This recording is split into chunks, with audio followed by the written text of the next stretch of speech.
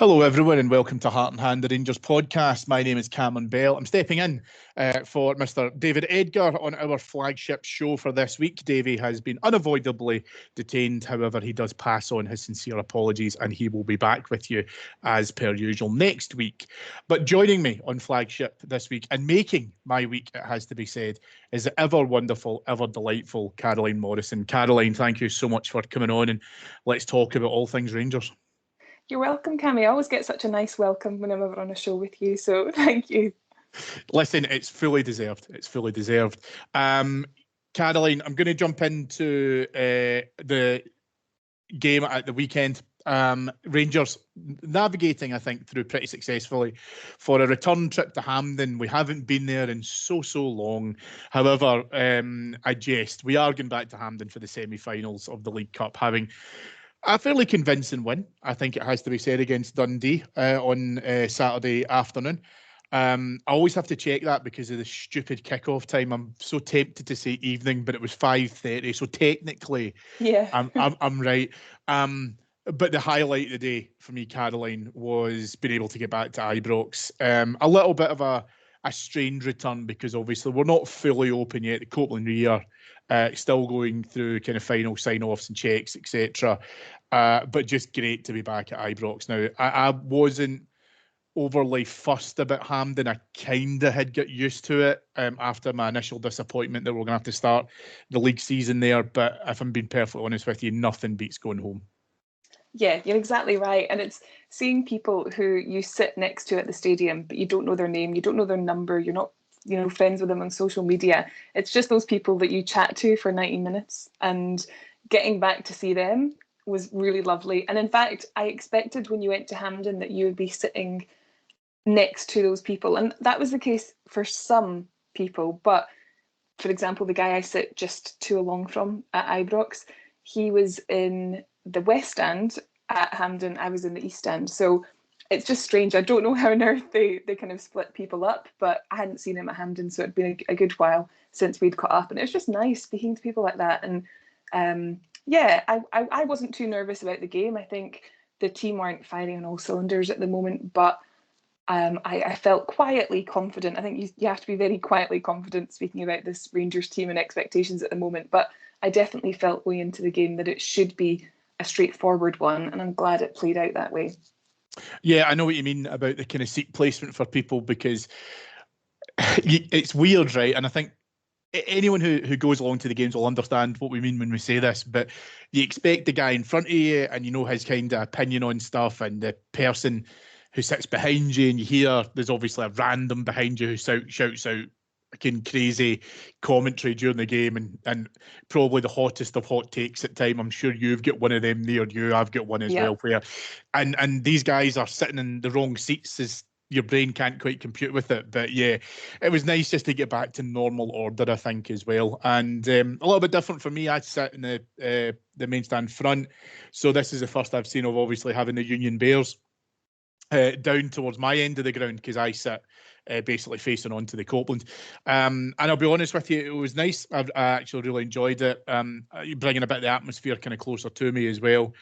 But yeah, listen, it's just great to be back into the place. And I know I was joking at the top of the show about the fact we head back for a semi-final, but every Rangers fan listening to this, and all of us around the world, would have said that we'd much rather be going back to Hampden for a semi-final in the League Cup than not. So you kind of have to, just take the rough with the smooth, I think. Yeah, exactly. And the exact opposite of what you just said there. I kind of missed the Union Bears a little bit because I was extremely close to them in the West Enclosure. So they're just that little bit further away, that little tiny bit quieter than what they once were. And if there was ever a particularly quiet, period of a game, it was always quite good fun to just look over and see what the Union Bears were up to, because it's always something. So I'm missing them ever so slightly, but I think where they're placed at the moment is definitely the best position for them in the stadium. It makes a lot of sense, so I can't moan too much about that. And you're right, yeah, going back to Hampden under these normal circumstances, where it's something to look forward to, like a semi-final or final, totally happy with that. Caroline, I mentioned on last week's extras, we're doing a little bit of the preview with Ross Hutton, that I was keen to be able to try and see what lineup the manager would go with, because again, I was saying this with a kind of degree of hope, but also expectation, I suppose, is a nice way that I'd put it, that we wouldn't necessarily have to put out a full strength team, because I always believe in the kind of early rounds of the cup. And I do understand it's the quarterfinals, right? So I'm not saying that, the first stages, for example, but I always think that, shy of getting to the semis or even the final, you could have the option to be able to try and move things around a little bit, an opportunity to give some players a rest, etc. I think I've proven in probably a 45-minute show last week why I'm not the manager of Rangers Football Club, as it turns out, because Philippe Clement did go pretty much with, for me at least, a full-strength team that he had at his disposal. I did think Egeman would start. He didn't. I thought James Tavernier might be rested. He wasn't. But I was glad to eat my words, because as it turned out, obviously a brace for Cyriel Dessers involved in getting the penalty that James Tavernier duly dispatched. I suppose I was given an opportunity to eat my words, really, because Cyriel Dessers didn't look like a happy bunny when he was substituted at Hampden. However, he's responded really well in terms of maintaining a goal-scoring streak. And listen, 2 very good goals for me, really well taken. And Tav, I think, has not had his critics to seek this so far this season, but just great for him to be able to get a goal and just give him that opportunity to get a confidence boost as well. Yeah, I think it's exactly that. I think Clement is having to balance those 2 things. So he does want to rotate and he wants to rest players, give opportunities to other players where he's got the opportunity to. And actually, for the rest of this week, the 2 upcoming games, he probably won't have the opportunity to do as much of that, certainly as early in the game. But he has to balance that as well with managing players. So I think if he had, for example, started Egeman and potentially brought on Dessers later on, or if he had not started Tav, you have to consider what that might have done for their confidence and, them coming into the best game they can this season. So I'm sure there are reasons that we can't, begin to understand that all factor into why he picks the starting 11 that he does. But I think the results speak for themselves. What I hope to see, though, as this team grows in confidence and as players start to settle and we don't have so much of hopefully a circus around the team like we saw after the Old Firm game, that he will have the opportunity to rotate a bit more, because we can't have someone like a Tav put in the number of games that he typically does in a season. He's getting to that age where that's not possible. So we will have to do that. I just probably slightly agree that this game maybe wasn't the right game to do that. Yeah, you can't listen. I'm not, and again, when I say this, I'm not being blasé in terms of the League Cup. I absolutely wouldn't dismiss it. Rangers have not been blessed with silverware across the last few years to such an extent that we can thumb our nose up at potential trophies. So of course we're not saying that. But for me, I think that the manager has said, Caroline, I'm keen to kind of get your thoughts on this, a couple of months ago, that he anticipated that he would likely see his best Rangers team coming into play around about October, November kind of time. Now, we will obviously talk about the game in a little bit more detail, but I'm just kind of keen to get your thoughts now that the dust has settled. When you look back in that performance, wasn't at all nervy. I don't think we ever looked out of control, and nor should we against a Dundee team, which, I know has given us a bloody nose in the past. And, I do respect that to that degree, but I still believe a strong Rangers team should be able to do that, especially when you go on the artificial bump of playing your first home game of the season. So I thought that there would have been a feel-good factor. I actually personally believe that will continue into Hibs on Sunday as well. But most important thing, I think, for me was to be able to go out there and not look overstretched and not look as if, we were panicking at all. I did feel a little bit restless watching the game at Tannadice because I thought a second goal should come here. But Rangers on Saturday afternoon, I think, Caroline, started really brightly, started really positively. There's almost a seed that's almost starting to grow, a little bit of an embryonic feeling, I think, that, you know, we're starting to see a team coming together. We're going to talk a little bit about how relationships have started to gel and how they're starting to form, etc. But for me, I just felt overall, I was just really, really pleased with the performance. That wasn't, you know, didn't have to have world-beating performances, but for me, it was as routine as we could make it, and that is absolutely not to disparage how the team played and how we went about our business. Yeah, I agree. I think it was actually quite comfortable, and that's what we should be expecting in a game like this with kind of mid-table opposition. And you're right, when it comes to starting to see the very early kind of stages of partnerships building up, I thought that was quite exciting. So coming out of the stadium at the end of the game, I felt really happy with what we're starting to see. There's still a long way to go. We're not the finished article. Nobody's getting carried away. But seeing how, for example, Dessers and Bajrami were kind of linking up, and I hope I've not butchered his name there, but also seeing, you know, Barron continue to look really comfortable and work extremely hard in that midfield. You know, we were seeing some really exciting stuff coming down that left-hand side. And I thought into the second half, we saw a little bit more on the right-hand side. And what also made me really happy was seeing how we kind of maintained that quality and that kind of comfort in the game when we made the changes that we did. There wasn't a drop-off. The players that came on, probably because of the position we were in the game, you know, being a couple, you know, and then 3 up, they can come on in that relaxed way, and they can kind of be introduced to the team, the stadium, the fans in a really controlled fashion and get their careers off to the right start. And it's weird because I think we've kind of spoken about previously as well, for a lot of these players playing for the first time at Ibrox and being able to feel what it's like, being able to try and get into the home. And obviously the you know, the playing squad will have told them about why it's such a difference rather than being able to play at Hampden, and why that's so important as well for them to be able to come into it. Bajrami, I thought, I think he looked quite lively at times. I thought that he obviously had a wonderful cross for the third goal, that, you know, Dessers second. And I think, you know, it's also fair to say in terms of there was some other players who I didn't think were so great. Dijon Sterling, I think, for me was maybe one of them that didn't have his greatest game in a Rangers shirt, but that's fine.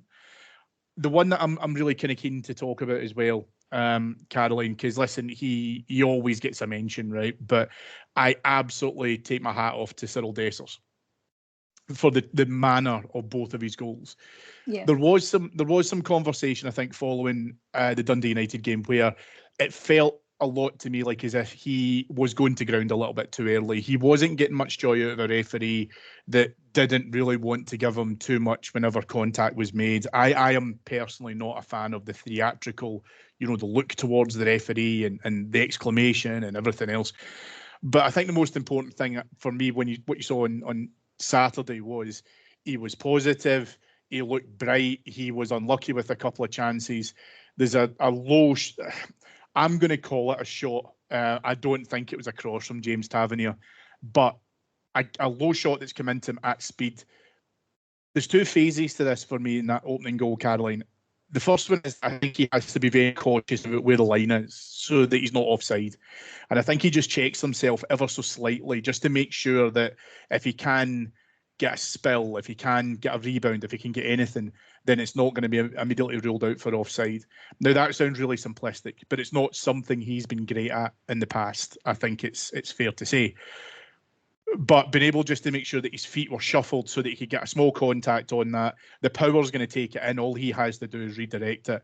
And I think, you know, again, a nice opening phase of play, culminating in a goal to be able to give us just an easier start than we absolutely needed. I thought was just, he scored at the right time, and just great for him to continue being on the score sheet. He really does deserve credit for this, as far as I'm concerned. Yeah, I absolutely agree. What I liked about that in particular as well is that it was nice build-up play between Jefty, who's excellent as well, Bajrami and Dessers, and his initial shot, of course, was saved I actually agree with you. I think Tav was probably maybe intending to have that, shot goal bound, but it didn't. What I liked is how quick to react Dessers was. He was on it, and he does tap it in that second time of asking. That's what you want. It's that alertness, not allowing your head to go down when you have that initial shot not go the way you want it to. He was really alive in the box the second time of asking, and he deserved that goal. I know what you mean about the little bit of surliness that he's got. We might just have to accept that that's part of his game, but what I'd love to see is him knowing where to draw the line, so he can feel aggrieved, and he had plenty to feel aggrieved about at the weekend there, because he should have got a penalty in the first half for that wrestling move that we saw. He quite rightly got one in the second half, but he had plenty reason to moan at the ref. But it's knowing, especially with kind of the new rules or the new interpretation of the rules, that anyone other than the captain going to moan at the ref is potentially going to open you up to getting a yellow card. So it's just him being a wee bit more savvy, even when he's frustrated, even when decisions are clearly the wrong one. And I think that would really help. But in terms of his effort and his kind of application and his willingness to keep trying, even when things aren't completely coming off for him, I was really glad to see that he got his rewards for all of that effort and that hard work at the weekend. He deserves it. I think Dessers is not the perfect striker, but he's extremely good, and he offers a fantastic return for us. What we've been guilty of with Dessers is an over-reliance on him and expecting too much from any one player. Very few players in the rest of the team for far too long have not been contributing what they should do, and a lot was falling onto Dessers' shoulder. And what I'm hoping that we'll start to see now is that kind of sharing of the responsibility across the team, which should mean that Dessers can not have so much pressure. Yeah, and that's why I'm so pleased to see what happened with James Tavernier as well, because again, there's no point in me covering old ground as far as I'm concerned. He knows that he's not had a good start to the season. I think you can tell in his body language that hasn't been great. He's never going to be able to recreate some of his numbers. We know all of this, but being able to just get forward, being able to try and step in where he can, and being alert to that ball, being able to come back out to him, and just having that low drive. As I say, I did the post-match on our Patreon network at Ibrox on Saturday night with a couple of the chaps, and we were to and fro as to whether or not it was potentially a pass or a low cross, shall we say. I'm pretty convinced it's a shot. But again, it's just good to be able to try and see him being able to chip in with some of that. I could not agree with you more on what should have been a penalty in the first half. How that wasn't given, I've genuinely got no idea. And I think for me, Caroline, what ends up happening when we see the foul that eventually does lead to the penalty decision in the second half, I'm curious to know if the referee has maybe realised how wrong he's got that and shouldn't have got it wrong, because VAR should have called him to it. But I actually think that the one that we don't get is more of a penalty than the one that we do get. Yeah. But again, coming back to that man, up steps James Tavernier. He'll never hide, Tav. And it sounded to me like as if it was, easy to do, but it wasn't. And under that circumstance, being able to get the second goal, which we badly missed at Tannadice, being able to put the game to bed, being able to secure your entry into the semi-finals of the League Cup, it's not an easy penalty to take. And I was just really, really pleased. I know Dessers was trying to claim it off of him, but there was only one man going to hit that. And as I say, great to be able to see him dispatch it. And hopefully that gives him a good confidence boost as well. Exactly. There's nobody in that squad I would rather take a penalty than Tav, even with the kind of start to the season and being slightly off form to what we've come to expect from Tav. You feel almost total confidence in him when he's coming to take a penalty for us. And it wasn't the highest pressure penalty of his career, but given what's happened in the last few weeks and all of the talk that's been happening around fans and players and where we should draw the line in terms of giving feedback and showing respect and things, there was a lot of focus on this penalty. That's the way I'd put it. And for him to take it so well, take it so confidently, and put us in that comfortable position in the game where we can relax and we know we're basically in the semi-final. It's fantastic. And yeah, for Tav, similar to what I said for Dessers, I think we've had an over-reliance on him. And, you know, seeing the change that we made later on in that half, I'm hoping that we'll be able to do more of exactly that. Allow Tav to play, but not play him to the point of exhaustion or having to play through injuries or make decisions around things like that, which are quite tough. So, yeah, really pleased with that. And to touch on your earlier point about, you know, the refereeing, I actually thought the referee had a good game overall. But that foul in the box that he missed in the first half was particularly bad. We could see it perfectly from the West enclosure. He was extremely close and looking right at it. How he didn't spot it, I can't begin to imagine. How, like you say, that VAR went on to kind of miss that at the second time of asking, I don't know. But given that what I would say was a lesser foul, just kind of 3-4 minutes into the second half was given quite quickly, I think you're right. I think they had the chance to discuss and go, listen, there's been persistent fouling of this kind in the box, because that particularly bad one in the first half wasn't the only time that their players were kind of being almost wrestled. So I think the first time that it happened in the second half, they were right to immediately award a penalty. And then Rangers crowned off what I think was an excellent day at the office with an absolutely fantastic goal. Ball whipped across by Bajrami. Dessers hits it first time. Keeper literally has no chance whatsoever to be able to stop it. 3 goals up, 2 for Cyriel Dessers. He's already got the assist as well, as we've mentioned there, for the penalty. An excellent afternoon for him.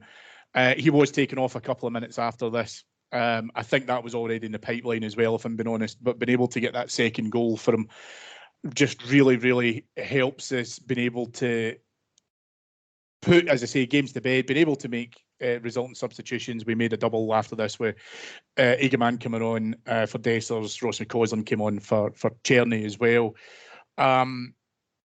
That's what I want to see. That's what I want us to be able to do, where we don't have the game in any kind of form of doubt. It's over as a contest, but most importantly as well, like you say, Egeman comes on. The pressure's not necessarily on him, but he is a different type of striker to Cyriel Dessers. There's not an overarching comparison, I would say, between the two, because I think Egeman will provide something a little bit further back. He can hold the ball up slightly better, that we've seen already.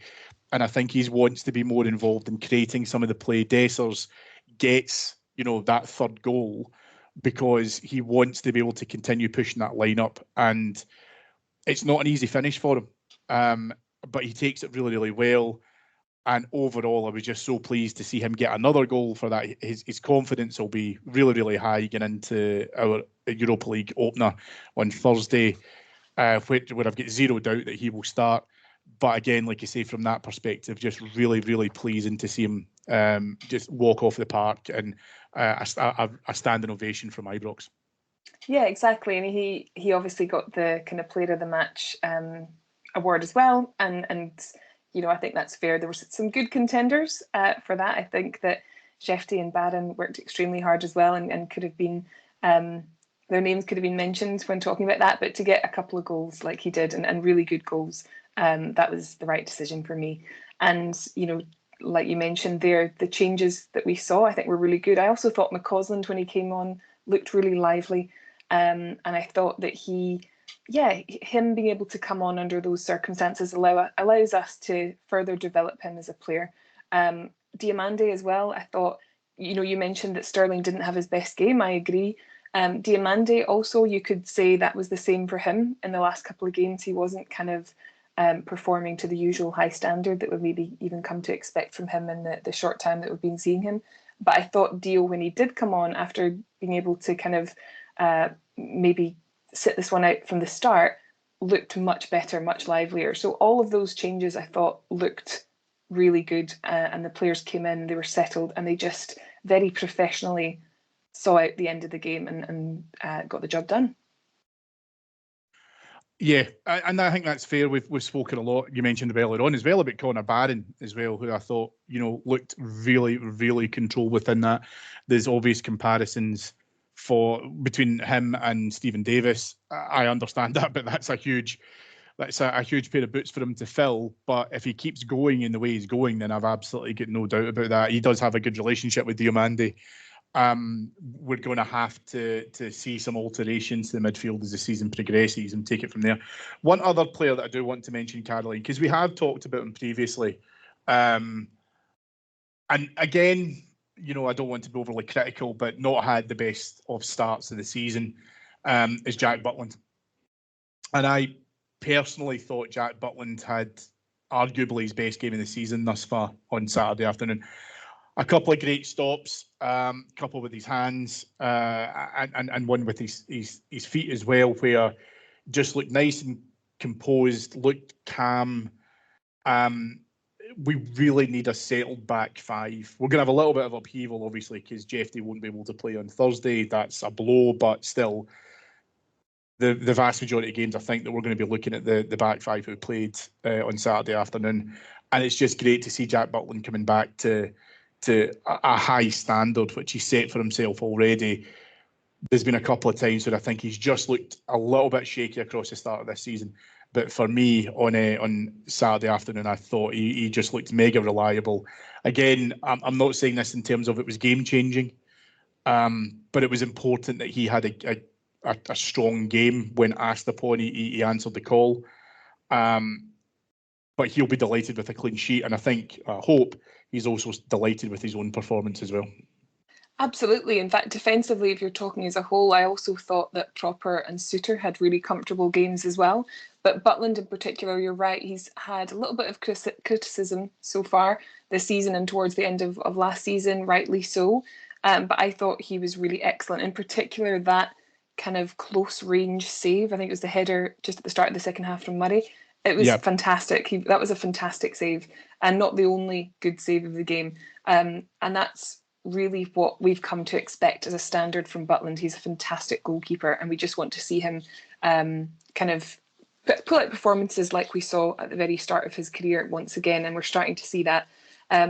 You know, to be super critical, I think his distribution could do with a little bit of work, but I hope that with a kind of more solid centre half pairing as well, if we do get the opportunity to develop that pairing, it will make the communication between the goalie and those centre halves much better, and you know, help ensure we don't have anything that looks a little bit uncomfortable when we're playing from the back. So that's my only slight criticism, but overall extremely good performance from Butland. I can't really be critical. Yeah, it's funny because a few people have mentioned to me about his distribution, and I do get that. I think the thing for me, whenever I see him look to be able to try and just get the ball out quickly, I think is really positive because he's looking to start an attack, and he understands as to, you know, how important it is for him to be able to cause an effective restart play, to get the ball, you know, out from him and out from the box and be able to try and move the ball forward. Yeah, it could certainly work a little bit. And listen, I completely agree with you. I thought that Suter and Propper, there was a couple of tests. Dundee are not a small team. They're physically imposing at times. And I think that, you know, we, on the whole, handled set pieces pretty well from them. I thought that might have been their avenue of joy, as it were, for us to be able to try and get themselves back into the game. And I thought that, by and large, we handled that pretty well as well. So I suppose when you consider all of the things that we've mentioned there, how are you feeling now about the manager's message in terms of where he felt, what kind of time span he felt he would see his best Rangers team? Do you feel that's starting to come into place now? Yeah, I think it's really hard to say, and you don't want to get ahead of yourself, but I would agree that we're starting to see signs of a team in the making. And there's lots of positives to take away from Saturday. I think the vast majority of people I spoke to after the game, and even people just towards the end of the game, some were a little bit nervous going into that. And so it was just a really nice feeling to be leaving Ibrox on Saturday, you know, after a really comfortable win. And it's progress in the right direction. We're not the finished article. I think against tougher teams, we're going to find it hard for the foreseeable. But what you want at very least is for us to start building up that communication and that style of play between our older and newer players. You know, as we do that and pick up those points that you expect to pick up, not have any kind of disasters along the way. So from that perspective, it feels like, yeah, that October, November time, if that's what he said, that we'd start to see the kind of best of this team forming. Like I say, I don't want to get ahead of myself, but it seems like we could be heading in that direction. Yeah, and you know, I know when the manager said that there was a little bit of balking at it because it was like, well, you know, this is August, so we can't really wait for that, and we'll have to see how the season shapes up as a result. But this is why I mentioned earlier on, and you know, anyone listening, please don't think I'm being disrespectful when I say this, but you know, to your point, Caroline, that's why I mentioned I wanted it to be as routine a win as possible. You are absolutely right. We will face tougher opposition. But right now we can only play what's put in front of us at the moment. Dundee, I don't believe, came in there with, you know, they weren't going to settle for second best. Tony Docherty's got them playing some decent football, and you know, you saw that last season for sure. But overall, you know, it's important for us to be able to come in and make that as simple as we can. I wouldn't say easy because, again, like I said, I don't think it is easy. But as long as we can make things nice and simple, we can do the relationship building that you've mentioned. Because I think we've seen some elements of it. I think we talked before about Bannon and Diamande. I think that we've seen it, you know, between Cortez and Jefty. It's growing, it is building. Again, mentioned Proper and Suter as well. So yeah, it's definitely starting to kind of piece together in terms of where that's at. And for me now, we've moved away from this over-reliance, as we mentioned before, in Cyriel Dessers. It's not about Cyriel Dessers, it's about any player who would be in that position who we've basically had to overplay because we had no other options. Igamani's come in, and I think for me, the most important thing I can say about him, Caroline, is that he's come in and he's not looked overawed. For a young guy coming in, a real change in footballing and personal climate.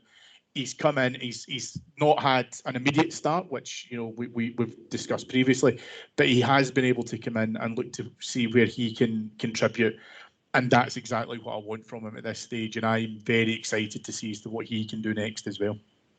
Yeah, and you know, to your earlier point, we were probably unlucky not to get a fourth, potentially a fifth as well. Bajrami had an excellent shot.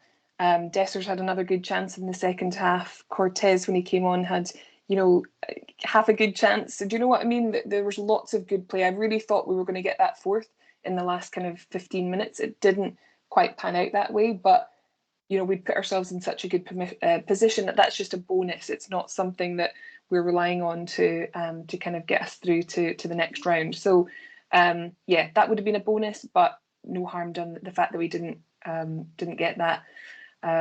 I forget what your second point was there, Cammy. What did you mention after that? In terms of moving in for Egeman and his contribution Egeman, into it. yeah, exactly. Sorry, he does offer something completely different, and I'm really excited to see more of him.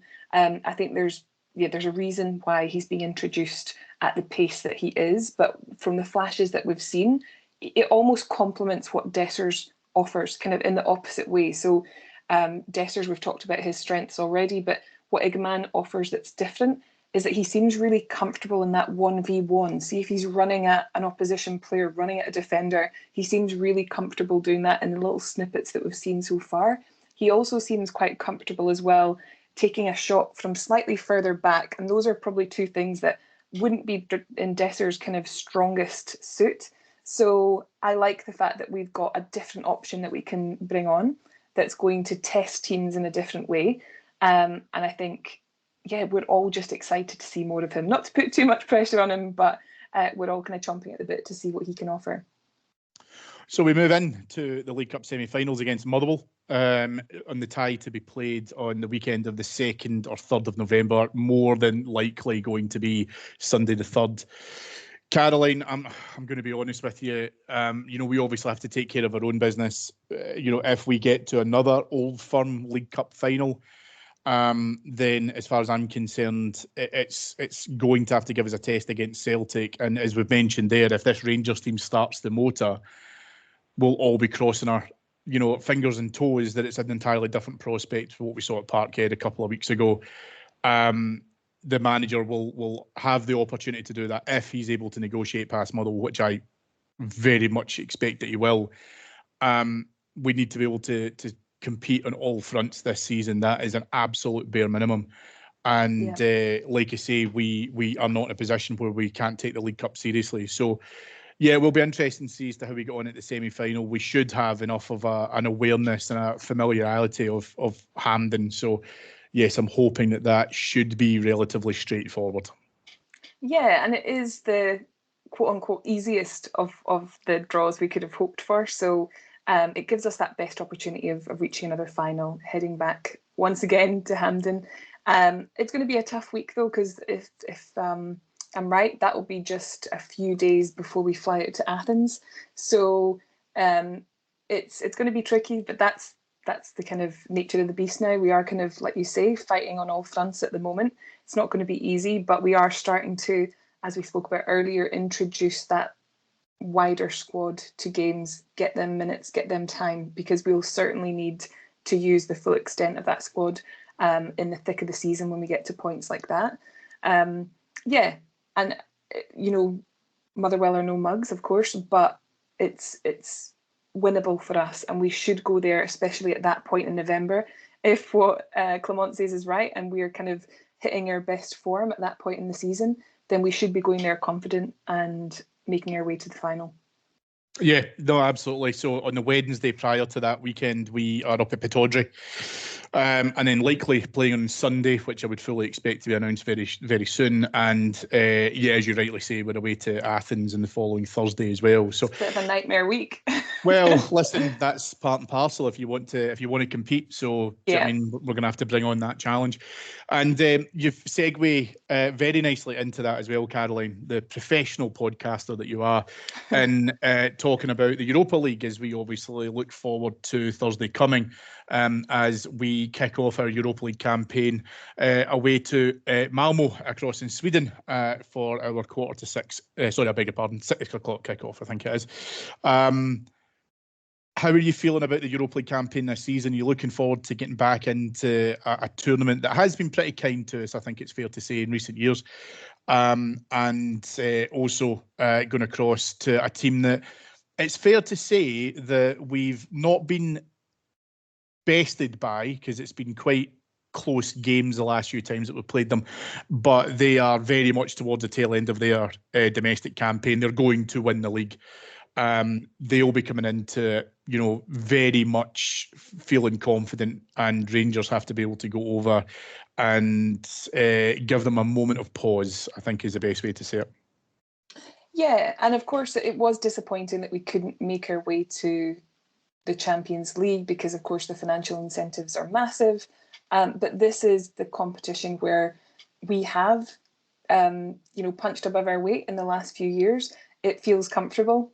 We enjoy that Thursday night football. I've even got quite used to that anthem. The Champions League anthem's fantastic, but the Europa League one's really grown on me, so I can't moan about that either. I really don't know what to expect. Malmo, like you mentioned, are going to win the league. Looking at their last few games, it looks as though they've had a couple of 4-0 victories and a couple of 0-0 draws. So in terms of what to expect from them and how they'll approach this game, it's really hard to know what to expect. What I want to see, though, is, this competition should be far more our level. We've got a couple of really tricky, difficult games in our group that I'm dreading a little bit, I'm not going to lie. But what I want to see at the very minimum is just a respectable performance. It is away from home. It's going to be difficult. However, what I'd like to see is us not embarrassing ourselves, a composed performance. And then if you take your chances, you could end up with, a much coveted kind of 3 points away from home. So that's where my head's at. More than that, I don't know. I haven't watched much of Malmo. I can't pretend that I know much of what to expect.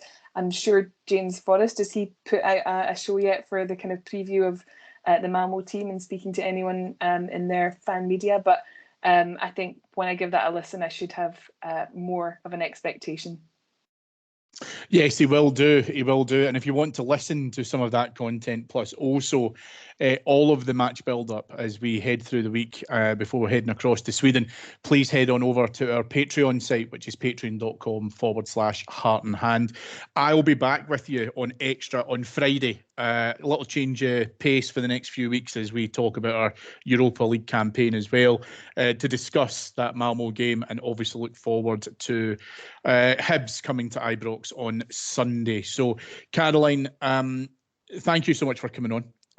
I think a really great chat in terms of where we have probably seen some embers of a Rangers team being able to come into flow, but we've also discussed the competitions that are out in front of us now. We need to be able to make sure that we're ready for that challenge. And if we can continue on with strong performances like last Saturday afternoon, I'm beginning to feel more confident than I have done throughout the course of the season so far. Yeah, I completely agree, Cammy.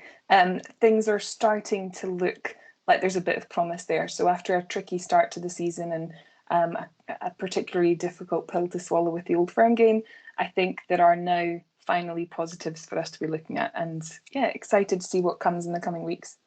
Yeah, absolutely. Absolutely. Thank you to our executive producers, Paul Lee and, beg your pardon, Mike Lee and Paul Myers. Most importantly, thank you very much to my excellent guest this week, Caroline Morrison. Caroline, you are heading off to Big Angus's birthday party. Your brother, how old is he now? He's 49. He might kill me actually for saying that publicly. He doesn't look a day over 33. Angus, if you're listening, she's giving you your game away, my friend. No, yeah, happy birthday to Angus. Yes, happy birthday, Angus, from all of us here at Heart and Hand as well. Please head on over to our Patreon site, folks, if you'd like to hear some more of this fantastic content.